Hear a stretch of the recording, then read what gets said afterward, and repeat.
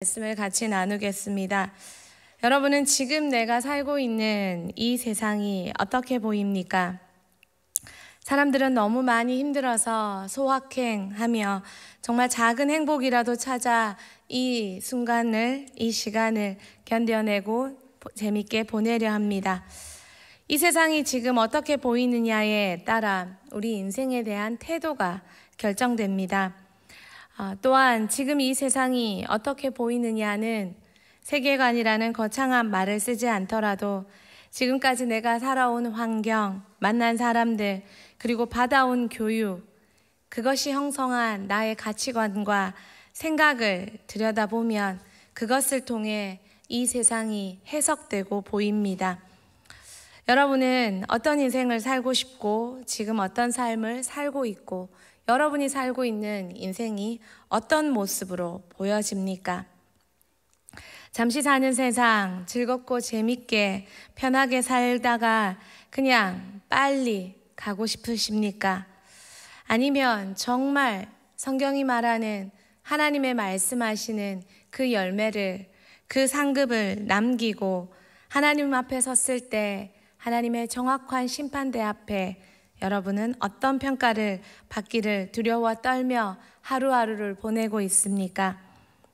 첫 번째입니다. 전쟁터. 코로나가 아니어도 성경은 우리 인생을, 우리 삶을 전쟁이라고 말합니다. 영적 전쟁. 베드로가 사는 베드로 사도는 성도들에게 인생을 전쟁이라고 확실하게 말해줍니다. 베드로전서 4장 7절, 5장 8절 우리 같이 한번 읽도록 하겠습니다. 만물의 마지막이 가까이 왔으니 그러므로 너희는 정신을 차리고 근신하여 기도하라. 근신하라, 깨어라. 너희 대적 마귀가 우는 사자같이 두루다니며 삼킬 자를 찾나니. 영화의 한 장면처럼 아들에게 이 모든 전쟁이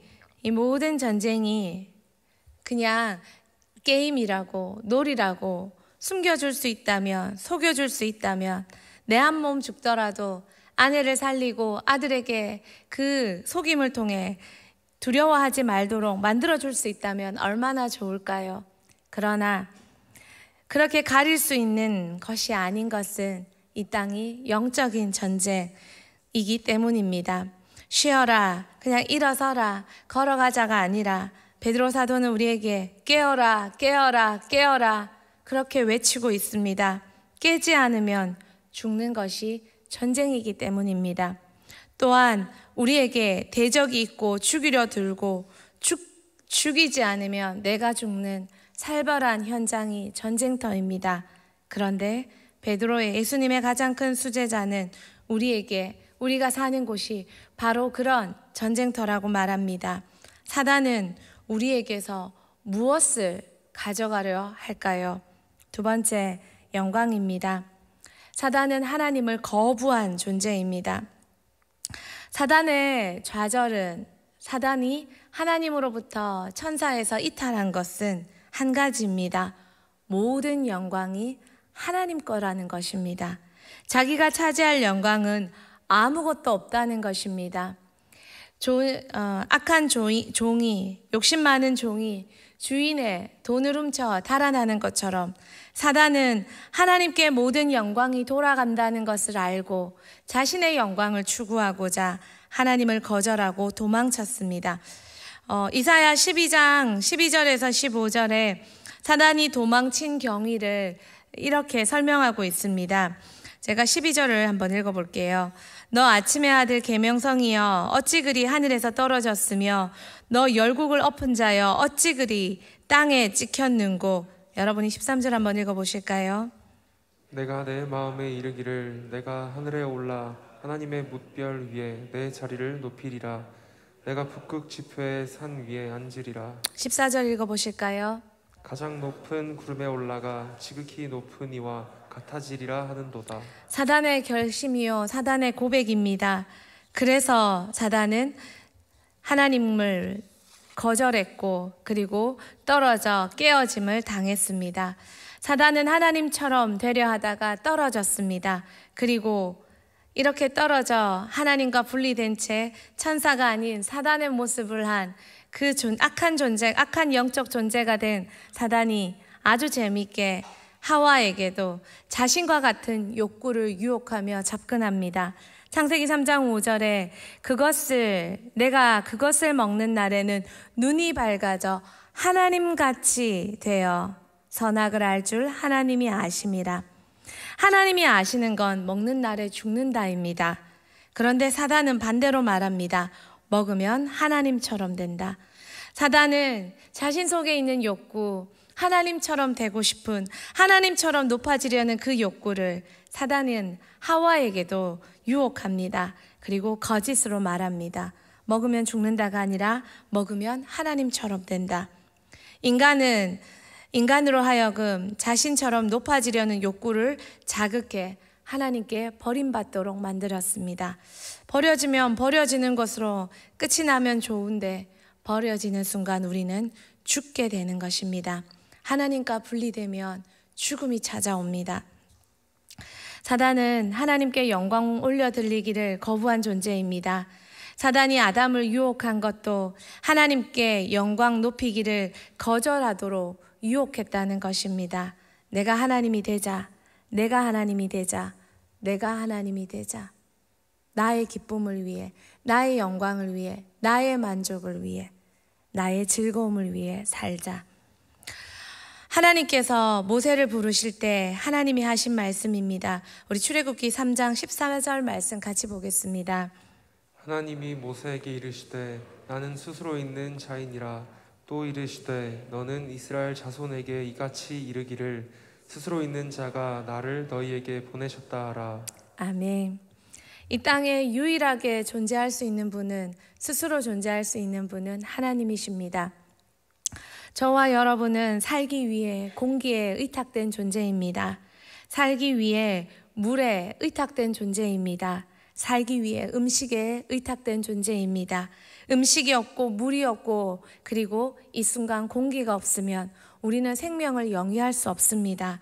바로 그런 의존된 존재가 우리입니다. 그런데 하나님만이 스스로 존재할 수 있는, 아무 것이 없어도 홀로 존재할 수 있는 유일한 분이 하나님이십니다. 그래서 하나님이 하나님이시라고 말씀하시는 것입니다. 하나님을 하나님으로 인정해 드리는 것, 그것이 그분께 영광을 올려드리는 것이요, 그분을 인정해 드리는 것입니다. 사단은 그 영광을 자기가 취하길 원하고 하나님은 그 영광을 당신에게 오기를 원하십니다. 하나님을 떠날 수 없는 우리가 하나님을 거절하게 만드는 것, 거절해서 죽게 만드는 것. 지금도 사단은 우리 마음에 이 전쟁을 치르게 합니다.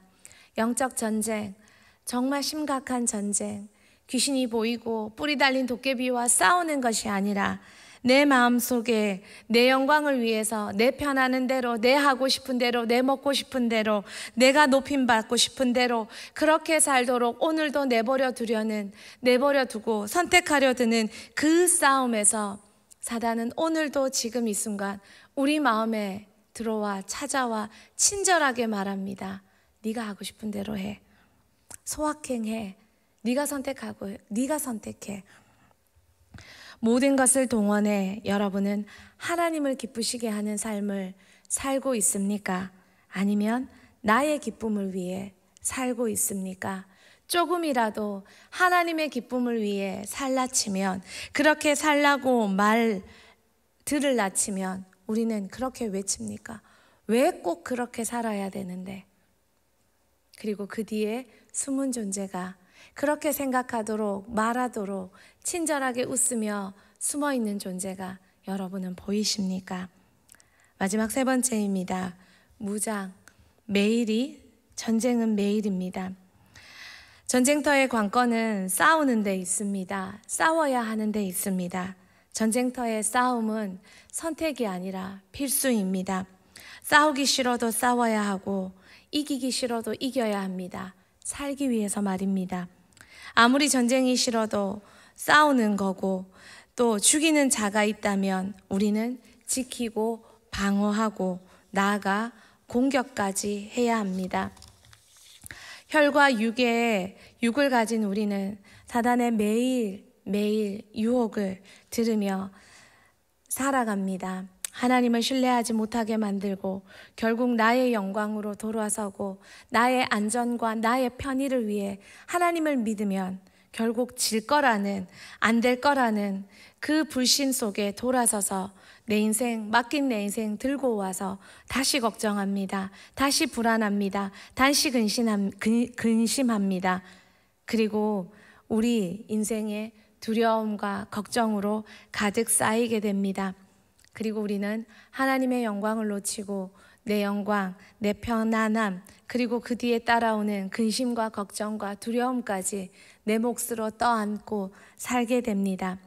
하나님의 영광을 위해 이기는 삶을 살든 아니면 나의 영광을 위해 근심, 걱정, 그리고 결국 죽는 인생을 살든 이 둘 속에 우리는 전쟁을 치러야 합니다. 여러분은 이길 무장이 되어 있습니까? 에베소서 6장 11절에서 13절 말씀 같이 한번 읽도록 하겠습니다. 마귀의 관계를 능히 대적하기 위하여 하나님의 전신갑주를 입으라. 우리의 씨름은 혈과 육을 상대하는 것이 아니요 통치자들과 권세들과 이 어둠의 세상 주관자들과 하늘에 있는 악의 영들을 상대함이라. 그러므로 하나님의 전신갑주를 취하라. 이는 악한 날에 너희가 능히 대적하고 모든 일을 행한 후에 서기 위함이라. 아멘. 우리가 무장되지 않으면, 전신갑주로 무장되지 않으면 우리는 집니다. 지면 죽습니다. 죽으면 사라집니다. 영혼 사역자로서 저의 가장 큰 고통은 함께 전쟁을 치러오며 함께 달려왔던 지체들이 하나둘 마치 무슨 서바이벌 게임처럼 사라진다는 것입니다. 사라져서 잘 살고 있으면 그나마 좋으련만 사라지고 들려오는 소식은 신앙의 경주에서 이탈되어 이름조차 흔적조차 사라진 채 세상에 동화된 죽어가는 그들의 모습에 대한 소식입니다. 세상은 능력이 있고 아름답고 그들의 명예가 올라가면 박수치고 칭찬할지 모르지만 우리의 경주는 이 땅이 전부가 아닙니다. 하나님의 심판대가 있고 천국이 있습니다. 그곳에서 다시 만날 사람으로 서 있을까요? 우리는 무장되어야 합니다. 우리는 싸울 줄 알아야 합니다. 더 나아가 이겨야 합니다. 학도병을 키우고 싶습니까? 무장된 승리하는 전쟁 싸움꾼을 키우고 싶으십니까? 대한민국 6.25 전쟁에서 2000여 명의 학도병 중에 살아 돌아온 사람은 수십여 명에 불과했습니다. 학도병은 싸움을 배우지 못하고 전쟁을 배우지 못하고 총 쓰는 방법조차 배우지 못한 채 단지 총알바지 됨으로 많은 군인들의 사기 진작을 위해 그냥 불려나간 이름 없는 군인의 한 명에 불과했습니다. 그리고 그들의 군번도 없었습니다. 그들은 단지 싸움에서 군인들의 사기 진작을 위한 총알바지로 쓰임받았을 뿐입니다. 여러분은 여러분의 자녀가 학도병이 되길 원하십니까? 그렇게 키우고 있지는 않습니까? 하나님의 영광을 위해 철저히 자아를 죽이고 자신을 죽이고 자신의 모든 시간과 생각과 모든 것을 죽여 하나님의 영광을 선택하도록 우리는 그렇게 키워내고 있습니까?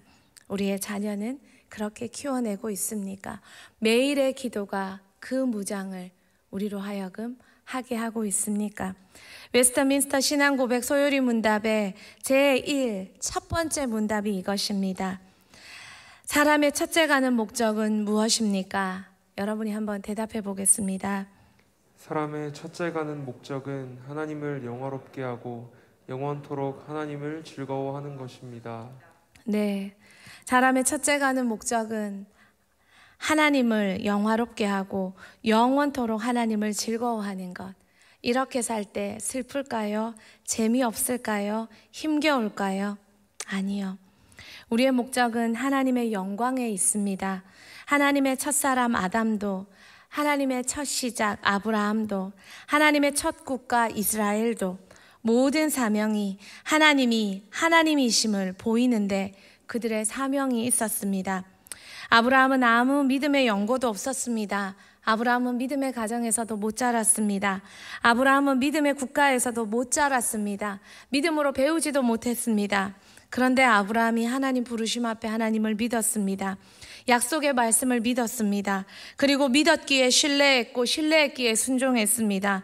하나님이 이 순종이 얼마나 귀하고 아름답고 얼마나 하나님의 영광을 드러낼 만한 귀한 모습이 되었던지 하나님께서 그의 믿음을, 그 믿음 자체를 의로 여기셨다고 하나님은 말씀하고 계십니다. 사단은 지금도 매일 우리를 유혹합니다. 매 순간 나 자신을 위한 삶이 되도록 이 새벽에 좀 더 자자, 좀 더 졸자, 그리고는 학도병이 되어버리고 말지 뭐, 그렇게 선택하도록 사단은 매 순간 매 순간 우리를 유혹합니다. 나의 영광을 위한 인생이 되도록. 아담의 선악과가 한 번에 끝나면 좋으련만 우리에게 매 순간 매 순간 뱀은 그 선악과를 들고 우리 마음에 찾아와서 그렇게 유혹합니다. 베드로의 신앙의 배신이 그 십자가 앞에, 예수 앞에 한순간이면 좋으련만 우리에게 베드로의 신앙의 배신의 그 유혹이 매 순간 매 순간 우리에게 찾아와서 십자가 지는 인생을 매일 살래? 라고 유혹합니다. 일상이 되도록, 습관이 되도록, 나를 위한 인생이 그렇게 되도록 유혹합니다. 그렇게 되지 않도록 우리는 매일 무장되어야 합니다. 매일 전신갑주를 입고 기도해야 합니다. 매일 그분의 영광을 선택하는 것이 삶이 되고 습관이 되고 근육이 되도록 우리는 그렇게 무장될 줄 알아야 합니다. 그럴 때 그분의 책임지심과 그분의 인정과 그분이 우리를 통해 일하심을 우리는 보게 됩니다. 기도하지만 아직도 나의 기도가 여전히 나의 영광과 나의 욕구와 나의 목적과 나의 바램만을 되뇌이는 그런 기도는 아닌지요. 우리의 영광을, 하나님의 영광을 위한 인생의 목적이 바뀌었다면 우리의 기도도 매일 승리하도록, 매일 무장되도록, 매 순간 하나님의 영광을 선택하며 매 순간 우리의 하루가 하나님만을 기쁘시게 하는 그 삶이 되도록 우리는 우리의 기도를 그렇게 드리지 않을까요? 오늘 우리 삶을 통해 하나님이 기뻐하시고 하나님의 의가 이루어지고 오늘 내 시간, 내 모든 선택이 하나님의 영광이 되는 것, 그것을 위해 무장되어야 하고 그것을 위해 오늘 새벽 우리는 전신갑주를 입고 오늘 새벽 우리는 기도를 올려야 합니다. 말씀을 정리합니다. 무엇을 위해 사느냐, 누구를 높이느냐, 귀신 달린, 뿔 달린 도깨비와의 전쟁을 말하는 게 아니라 마음의 전쟁, 말씀의 전쟁, 주도권의 전쟁입니다.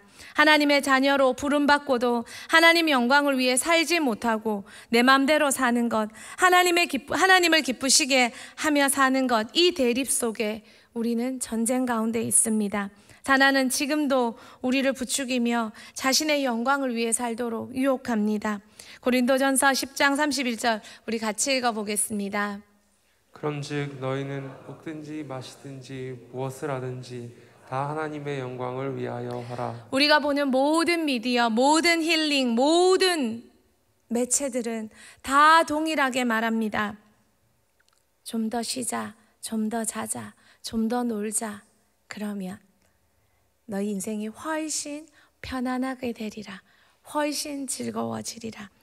모든 세상이 다 그렇게 말하지만 유일한 한 곳, 교회가, 말씀이, 기도가 우리를 하나님의 영광을 위해 살도록 깨우쳐 줍니다.